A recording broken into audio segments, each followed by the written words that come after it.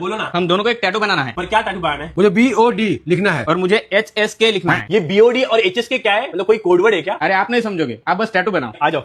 अरे सर बताओ ना ये क्या है? अरे भाई तू कर ना अपना काम। भाई आपका हो गया। देख भाई, मस्त भाई, नंबर 1 अभी मैं बनाऊंगा। भाई एक नंबर बना। अरे हो गया क्या? हो गया भाई, हो गया। वैसे एक बात पूछू भाई? हाँ चल पूछ। भाई कुछ समझ नहीं आ रहा है, क्या टैटू बनाया आपने? बहुत टाइम से सोच रहा था। कोई पासवर्ड है क्या? कोई बैंक का नंबर है क्या? कोई कोड वर्ड है क्या? प्लीज बताओ ना भाई। नहीं बता सकता यार, ये सीक्रेट है, ये खास हम दोनों की दोस्ती के लिए। भाई प्लीज बता दो ना, चाहिए तो पैसे मत दो, रात भर सो नहीं पाऊंगा। क्या करते भाई बता दे। चल बता ही देते हैं।